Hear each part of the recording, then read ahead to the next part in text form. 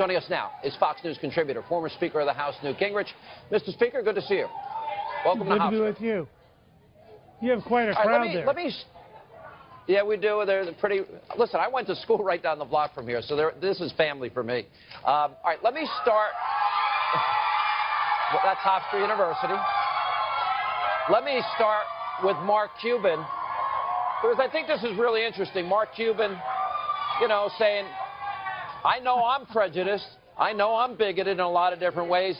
If I see a black kid in a hoodie on my side of the street, I'll move to the other side of the street. Now, he also said, I stand by my words and substance after saying that. Hillary, according to Cuban, invited him to be in the front row. Should Hillary disinvite him? He may not be in the front row now, but he's still an invited guest by Hillary. Should she disinvite him? Imagine if Donald Trump invited him. I was going to say, imagine the New York Times if Donald Trump had invited somebody who said those exact same words. The shock, the anguish, the embarrassment, the demand that they withdraw. If Mark Cuban's there tomorrow night, you will have as perfect an example of the double standard of the liberal media as anything you could hope for, because obviously the comments he made in the current context should be totally unacceptable. And yet, my guess is that not a single liberal publication will notice them.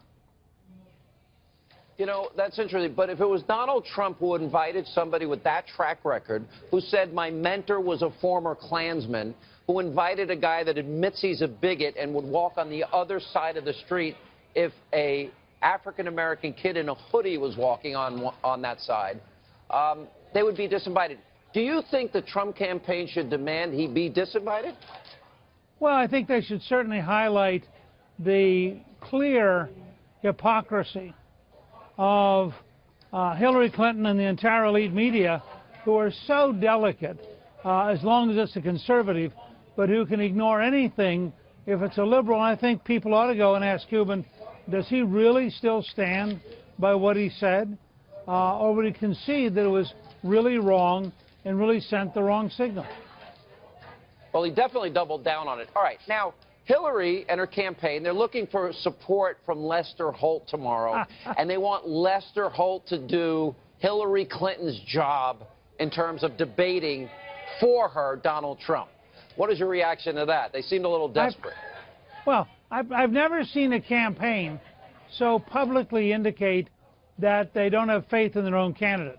They apparently don't think Hillary can stand up to Trump. They don't think that she can correct him if he's wrong. They somehow want Lester to be their partner. They're desperate to create a two-on-one situation where Lester and Hillary are on one side and Donald's on the other. And I think, first of all, I don't think Holt's dumb enough to do it. And second, I think that it just tells you that the Clinton people are very anxiety-ridden. They've watched their polls go down week after week after week. They're now, frankly, fighting to survive. And this is her first big test. And in the past, she hasn't done very well with big tests. So it'll be interesting to watch tomorrow night. I'm like you in that I'm really looking forward to this debate. Is one of those things that the rest of your life, you know.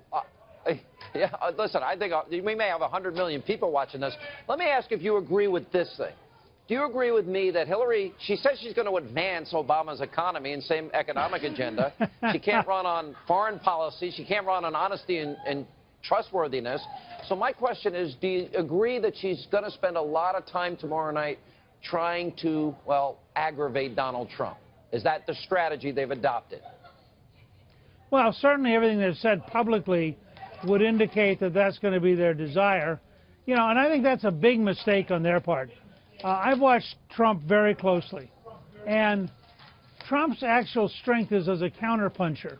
My guess is if she went in there and she handled him very delicately and she was very respectful and we got a very boring debate, that he'd go along. I mean, he's going to modulate and operate at the level she sets. But if she really wants a barroom brawl with Donald Trump, this would be an insane misjudgment. Yeah, I mean, I tend to agree. You know, and listen, then Trump, that's by the way, pay-per-view. Trump's been very clear about that. Go All ahead. right, let me ask this, because Hillary and her campaign, I think they were trying to work the refs today. Oh, Donald Trump lied here. Oh, Donald Trump lied here. She's like the #1 lying politician in the history of Washington, D.C. I'll give an example here, but I guess the longer question out of Trey Gowdy questioning James Comey about all of her lies is, how does Donald Trump delicately say to the former Secretary of State she's a liar? Watch this. Secretary Clinton said there was nothing marked classified on her emails either sent or received. Was that true? That's not true. There were a small number of portion markings on, I think, 3 of the documents. Secretary Clinton said, I did not email any classified material to anyone on my email. There is no classified material. Was that true? There was classified material emailed. Secretary Clinton said she used just one device. Was that true? She used multiple devices during the 4 years of her term as Secretary of State. Secretary Clinton said all work-related emails were returned to the State Department. Was that true? No, we found work-related emails, thousands, that were not returned. Secretary Clinton said her lawyers read every one of the emails and were overly inclusive. Did her lawyers read the email content individually? No. All right, so my question is, Hillary's made honesty and lying an issue now going into this debate. If you're Donald Trump, how do you point out she lied about Benghazi, she lied about her email server, and lied about a lot of other issues? Look, I think his greatest strategy would be to be respectful and slightly lower key than people expect. So I think, for example, if he says, you know, that's simply not true, as opposed to you're a liar. If he says, how can you possibly say that given what the director of the FBI has already said? I mean, I think he wants to be pulling her out rather than attacking her.